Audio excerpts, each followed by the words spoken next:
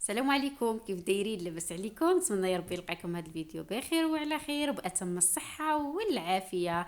اللي اول مرة كيشوف القناة كنقول لك مرحبا والف مرحبا. اشترك في القناة، فعل القناة باش يبقى يوصلك كل جديد ديال كوثر سندس. ومرة اخرى كنرحب بالناس الجداد اللي انضموا للقناة، كنقول لهم مرحبا بكم والف مرحبا. كنتمنى يا ربي نكون عن حسن الظن ديالكم، ونتمنى الوصفات ديالي ينالوا الاعجاب ديالكم. مرحبا بالناس القدام المتتبعات ديالي القدام، كنقول لهم شكرا على لي لايك ديالكم ولي كومونتير ديالكم زوينين المحفزين. الوصفه ديال هذا النهار عباره على كيك راقي سهل جدا، سهل بواحد المكونات جد بسيطه اللي متوفرين تقريبا في جميع البيوت. كيجي صراحه راقي وجميل وسهل وبسيط. كنتمنى الوصفه ديال هذا النهار تنال الاعجاب ديالكم. شو نتعرفوا على الطريقه ونذكر المكونات في نفس الوقت. عندي هنا واحد الكاس الخاص، يعني هكايا طراب كهربائي او مولينكس، كل واحد اش كيقول له. كندير واحد 3 البيضات بدرجه حراره المطبخ. غادي نضيف كاس ديال الزيت كيف ما شفتوا، كاس ديال السكر، كاس العنبه يعني، قبصه الملح، واحد العلبه او دانون مسوس او ياغورت طبيعي او زبادي. طريقة جد بسيطة وسهلة وتحضريه يعني في آخر مرحلة أو آخر لحظة. عندي هنا بشرة ديال حامضة أو حامضة اللي حكيتها وخديت القشور ديالها، وعصرت العصير ديالها كيف ما شفتوا. غادي نخليه حتى الآخر. صافي هنا غادي نطرب هذا الخليط جيدا جيدا كيف ما كتشوفوا، واحد تقريبا واحد دقيقة ولا دقيقة ونص حتى كنحصل على واحد الخليط الكريمي كيف ما كتشوفوا معايا. صافي وغادي هنايا غادي نبدا يعني نخلط او ندير غير طراب اللي هو يدوي. غادي نضيف كاس ديال الدقيق اللي يعني ما يعادل 100 غرام، بكاس العنبه. الدقيق من نوعيه جيده ديال الحلويات، وغادي نحرك بالطراب اليدوي كيف ما كتشوفوا. ضروري هنا الدقيق تضيفوه بالتدريج. غادي نضيف الكاس الثاني كيف ما شفتوا، غادي نضيف معاه واحد الساشي او كيس ديال خميره الحلويات او بيكنج باودر ما يعادل 15 غرام. وغادي نحرك مره اخرى غير بالخلاط اليدوي كما تشوفوا. ضروري هنايا الدقيق بشويه بشويه، لان الدقيق كيختلف النوعيه، يعني كيختلف على حسب البلدان.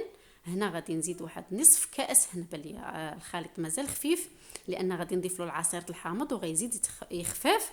هنايا 2 كيسان ونصف ديال الدقيق. كما قلت لكم الدقيق ضيفوه بالتدريج حتى كنحصل على واحد القوام كيف ما كتشوفوا ثقيل نوعا ما، لان غادي نضيف هنا كما شفتوا عصير ديال الحامضه اللي هي متوسطه. صافي وكنخلط عادي كيف ما كتشوفوا. كما كتشوفوا القوام ديال الخليط راه هو باين وواضح في لا فيديو. صافي غادي نجيب واحد، انا غادي نستعمل هذا المول اللي هكايا طويل او مستطيل، وغادي ندير الخليط. هنايا الفران مازال يعني ما شعلتوش، غادي ندخلوه على فران اللي هو بارد على 180 درجه غير من الاسفل حتى كيطلع ليا الكيك على خاطرو. عاد كنشعل من الفوق باش يتحمر، وكنجرب هكا كنتكو بواحد العود ديال الشواء او كيغدون باش نشوف الكيك واش طاب من الداخل. صافي هنا غادي هكا غادي نضربو شويه باش يتحيدوا لي دوك الفقاعات اللي كيكونوا في الداخل.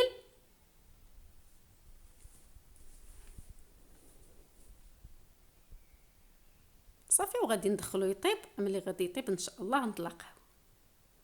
صافي هنا من بعد كيف ما شفتوا راه طاب كيجي طالع. هنا هذا المول عندي راني كبير، يعني تقدروا ديروا اي مول عندكم توفر عندكم، دائري مستطيل اللي بغيتو. صافي غادي نخليه هنا حتى يبرد تماما، ضروري ما يبرد. كيف ما شفتوا راه كيجي طالع. والمول كيف ما قلت لكم عندي فيه العرض ما فيهش الطو، يعني العلو فيه العرض يعرض كيف ما كتشوفوا. ضروري في هذا يعني حتى يبرد. للتزيين كيبقى اختياري كيف ما كتشوفوا. عندي نسلي او الحليب المحلى المركز، وعندي عصير الحامض، وعندي هنا اللوز او مكسر اللي محمر كيف ما كتشوفوا. يمكن لكم ديروا كونفيتير والكوك، يمكن لكم ديروا الشوكولاته البيضاء، يمكن لكم ديروا الشوكولاته السوداء، يمكن لكم تزينوا بالكراميل اللي بغيتوا اللي متوفر. كيف ما يمكن لكم تخليوه بحال هكاك لانه كيجي زوين وكيجي مهوي وكيجي رطب. صافي هاد الخلطه كيف ما قلت لكم يمكن لكم تستغناو عليها. غادي ناخذ هكايا تقريبا واحد 4 المعالق ديال على حسب يعني نتوما اللي بغيتوا ديال الحليب المحلى المركز. وعاد غادي نضيف ليه تما كما تشوفوا الحامض. هنا الحامض كيهرس لينا ديك الحلاوه ديال الحليب المحلى المركز لانه كيكون حلو بزاف. وغادي كيتقلوا، ما كيبقاش يعني سائل كيف ما غادي تشوفوا معايا.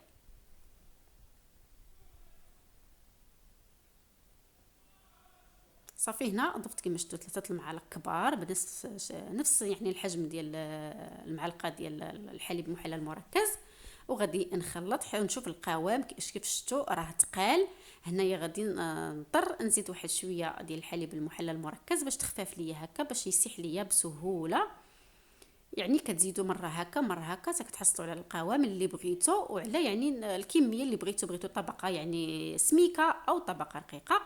صافي غادي نضيف هنا اللوز اون كاسي او كاوكاو اون كاسي او اللي بغيتو، او القرقاع اللي متوفر عندكم، واللي يعني على حسب الذوق وعلى حسب المتوفر. صافي وغادي نزين الوجه ديال الكيك كما شفتوا. الكيك سهل وبسيط، وحتى يعني هاد الكريمه حتى هي راه ساهله كيف ما قلت لكم، يمكن لكم تستغناو عليها. كيف ما يمكن لكم تذوبوا الشوكولاط الابيض وتزيدوا معاه واحد المعلقه ديال الزيت نباتيه هكا يولي كريمي، وتهنيو وتسقيو الكيك من الوجه ديالكم. صافي كنوزع هاد الكريمه كامله على الوجه كيف ما كتشوفوا. صافي وغادي ندير واحد الخطوط عشوائيه غير بالملعقه كيف ما غتشوفوا، اللي كتعطيها منظر جميل وراقي، ويعني بشي حاجه بسيطه، ماشي ضروري نعتمدوا على شي حوايج ما عندناش كيف ما غتشوفوا. صافي انا اختاريت ندير له فحال هكا، عجبني هاد الديكور. وخليته هنا بردات واحد المده تقريبا ديال نصف ساعه في الثلاجه تيتماسك ليا هاد الكريمه. هي ما كتماسكش يعني ما كتقصحش، كتبقى كريميه وفي نفس الوقت ما كتبقاش يعني سايحه. هنا غادي نقطع معكم كيف العاده، دائما كنقطع معكم اي حاجه باش تشوفوا من الداخل كيفاش كتجي. صراحه كيجي محمض وكيجي منعش بالحامض، غير جربوها ما غاديش تستغناو عليها. كتجي لذيذه هاد الكيكه كيف ما كتشوفوا، حتى الشكل ديالها كيجي جميل وراقي يعني باشياء اللي هي بسيطه. مكونات اللي متوفره يعني في جميع البيوت، وكما شفتوا ما فيش طراب كهربائي حتى غير مولينيكس او الخلاط الكهربائي بالزربه كطحنيها، كتزيدي الدقيق ويعني والخماره وكتدخليها للفرن. كيجي يعني رطب من الداخل، ما كيجيش ناشف او هكا شحفان بحال الخبز، كيجي رطب وكيجي معلك من الداخل.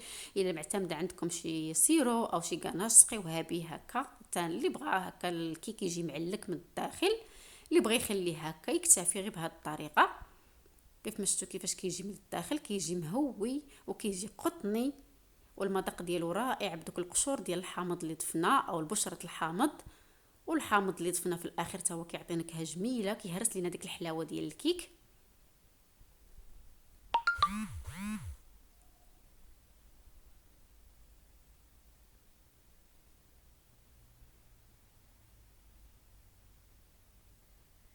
كنتمنى من اعماق القلب ديالي الوصفه ديال هذا النهار تنال الاعجاب ديالكم. الا عجبتكم الوصفه خليوا لي واحد لايك، واللي اول مره كيشوف القناه يفعل الجرس باش يوصلك كل الجديد ديال كوثر سندس، وخليوا لي واحد شي تعليق زوين في حالكم. شكرا على حسن التتبع ديالكم، والى اللقاء في فيديو قادم ان شاء الله.